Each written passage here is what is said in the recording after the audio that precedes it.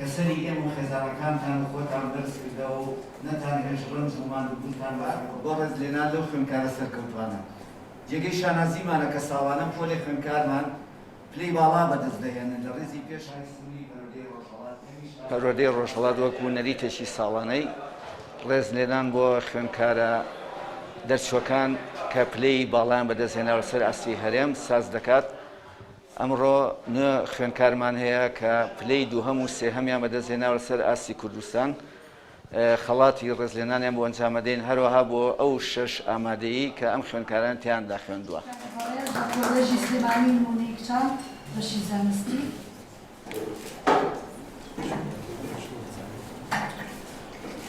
سپاس بخوای گەورە توانیم پلەیسیان بەدەست بێم لەسەر ئاستی هەرێمی کوردستان لە ئیمتحانە ویزاریەکان. ئەمڕۆ ئێمە لێرەین بۆ وەرگرتنی خەڵات لەلایەن پەروەردەی ڕۆژهەڵاتەوە. سوپاسی هەموواناکەین کە یارمەتیان ناوین و سوپاسی ئەوانەشەکەین کە ئەم ڕێزلێنانیان پێبەخشین. سلێمانی نمونەی کچان بەشی زانستی. دوو و سێمیان هەیە لەسەر ئاستی هەرێم، بەڵام یەکەم و دوومیان هەیە لەسەر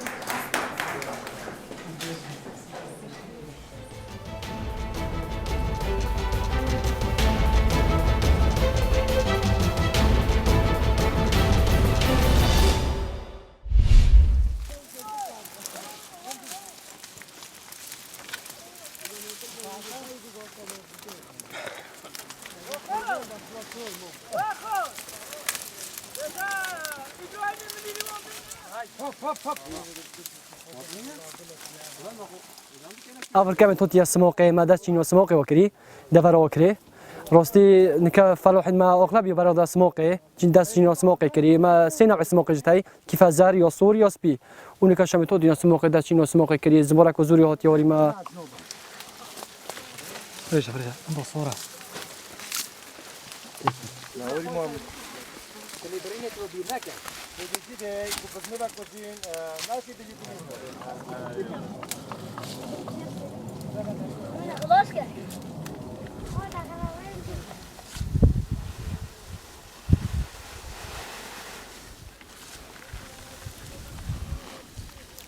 مسألة سماق الجيد ديمي تشد بيتن منطقة مش منطقة كود ديمية أوف نهندو زورا بجون البر هنده خلقي مخر همية بجين عامة بري خود دا سماقه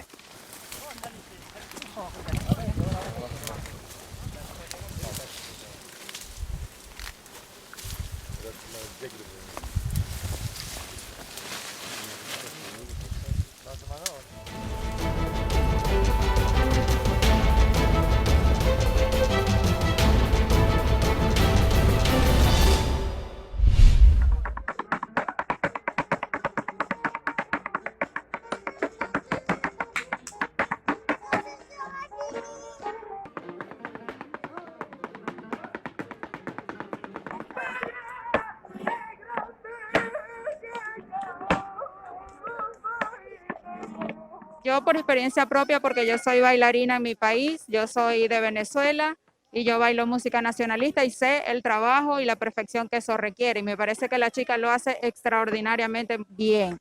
Va coordinada con el zapateo, con la música, el movimiento de los brazos, el movimiento de la falda, me parece que lo hace espectacularmente bien. En verdad la felicito y espero que continúe con su trabajo porque en verdad lo hace muy bien.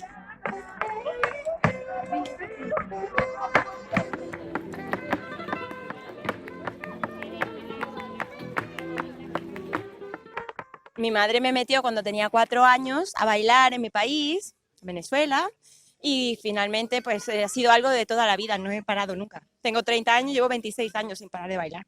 Es como una adicción, como todo, hay que ponerle mucho empeño. Lo bueno es que no tienes edad y puedes hasta muy mayor empezar a bailar y vamos, poniéndole dedicación, todo se puede.